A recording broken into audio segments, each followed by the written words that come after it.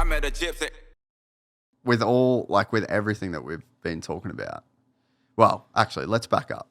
So you signed for Pro Circuit that starts your amateur career, your pro career. Do you feel like looking back now, do you feel like you should have waited a year? I don't know. I've really thought about that a lot. Like, just through the years. Like, should I have not have? I don't think so. I think I was at a point where... Yeah, you were just over the AM stuff, eh? Yeah, it was like, I'm not going to say I was, like, insane winning by huge margins, but it was like, what was I going to accomplish by another 2 titles at Loretta's, if I did win 2? And then, like, sitting there racing spring nationals again. And I think I was at the point where it was like, I'm good enough to race. And I had some really good finishes that year. Like, obviously I got hurt at High Point and then came back for Redbud. And heck, I think I was like 4th or something that moto. Like, I was crushing it. Almost was like bound for podium. It was like a 3 or 4 way battle for 3rd. And I crashed. And then Moto 2, I snapped my ankle and didn't even crash. It was the first turn piled up. Someone's bike came right into my ankle and snapped it. So it was like, I really feel like from that point, my career in the beginning was like kind of derailed a little bit because I didn't get the proper, like, all 12 nationals. You didn't get the momentum and yeah. No, like, the first 3 rounds were sick. Like, I was having so much fun. Like, it was so much suffering. Like, I knew how to suffer. So I don't think it was like much of an issue because I would just go so deep. I would just like go until I black out. Like, that was my mentality. Like, you either finish or you pass out. Yeah. And I don't know, like, I think at Glen Helen that year I went like 5:10. Like, that was a solid day for me. That's good like, at Glen Helen, bro. And it was either 6 or 5. But yeah, like, was riding really good. Like, came back from my MCL sprain from High Point. And like, High Point Moto 1 was wild. Like, I had an okay start, crashed in the back, came back from dead last all the way to 5th. Like, I caught A-Mark, and A-Mark got like 2nd that year in the title. But I remember I came through and I was like, dude, I caught all the factory guys. Like, this is sick. And then I yard sold the rollers and like was like, whatever, I'll mess around. Came back, was feeling really spunky, and then derailed. And then it was like kind of hard because where my screws were at and my ankle would rub right where the boot came in. And it would just sit there and rub the scar. And I just couldn't get past the pain in my foot. Like, I don't know if it was because it was the second bone I've ever broke. So it was like just uncomfortable. But every time I'd ride, it just felt like I was kicking rocks. Like, it just hurt so bad. And then I could feel the head of the screws. So I just kind of rode through it for 2 years that way until I finally got them out. But yeah, I went into Supercross my rookie year, and that was just a mess. Like, zero confidence. And I don't know, like, I just feel like the training side of it wasn't proper. Like, I just wasn't doing the right thing. And then Ivan kind of took control of on and off the bike, and it started to get better. And I thought that outdoor season was the year I was going to crush it. Like, I for sure, because, like, I remember that off season on going, or our little, like, off time we had from Soupy, the outdoors, like, I was beating Adam every day.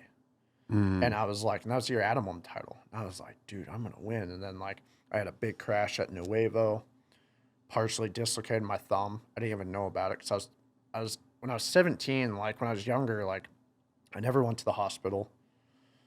And I was too scared to tell Mitch I was hurt.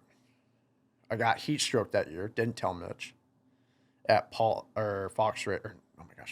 Paris. And it was 115 out, got heat stroke, was too scared to tell anyone.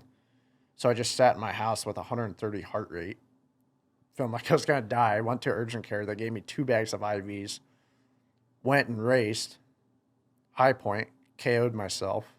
Because, like, after getting heat stroke like that, you feel like you're floating. Yeah. Like, you don't really feel it.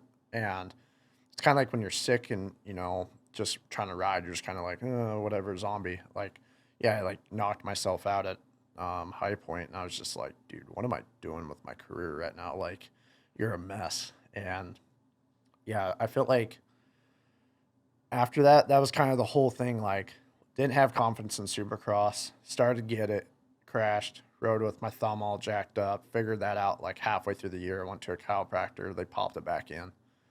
And then, yeah, had that crash, and then found out I had Epstein-Barr. So it was just kind of like a waste of a year, and I was just like, what, like, you're blowing this right now, like, big time. And then that's when I, like, went home and just kind of was like, all right, let's just get all the pieces of the puzzle together. And, yeah, Ivan really stepped up and helped me out, and I just put the work in. Like, I feel like I really was riding good that off season. Like, I was beating a lot of guys at the test track, and showed up first round, got fourth, I think, at Tampa. It was something like that. And it was an okay ride, and had some okay rides. And then all of a sudden, just like Daytona came around, and I was like, all right, I'm going to put it together today. And yeah, won the heat. And then, which I was pumped for, because it was like first heat win, your second year, let's see how we do in the main, and then just whole shot it and led every lap. And I was just like, cloud nine. Like, I like still relive that to this day. Like, I was just like, dude, it's like a dream. And I don't know, like, I feel like it was finally coming together where I was like, I can make a run at this title. Because I think at that point I was only 15 down the Shane and Chase, and COVID hit. No momentum. Like, we were off for 5 weeks. So I was like, all right, like, what do we do now? Is it over? Because the world, like, stopped. Yeah, and then, no one knew. And then all of a sudden, Salt Lake came out and got third at Salt Lake. And, dude, I just got my ass kicked there. Like, I think Chase and Shane won by, like, 20 seconds. Yeah, they were on a... Dude, like, I was like, that was, like, the first time where I was like, yeah, I can't hang that. Like, I had nothing for him that day. And then I just kind of was struggling those rounds, just trying to, like, I think I was trying too hard to win. Like, I wanted it. And then it was kind of a mutter at one of them. Yeah, it was a full-blown mutter. And then chase Shane down, almost won the heat, win the main. I was like, all right, it's the day to, like, turn it back around, maybe crawl yourself back into the points, maybe. And then they had, like, a full rhythm section. I think it was a bunch of 3-footers or something. And, yeah, freaking hit a soft spot, kicked me over the bars, blew my PCL out, MCL, lacerated my liver, bruised my lungs, bruised my rib cage, tore my, lacerated my liver. So I was, like, jacked up in the hospital for 5 days, couldn't see family because of COVID. And then, like, I have the team calling me, like, are you okay? Are you able to race? And then it was kind of like, no, like, it's over for the year. And it was kind of wild because, like, we had deals lined up during that time. And all of a sudden I'm in the hospital, like, calling people, seeing if I got a job. And no, like, we're not doing it. Sorry.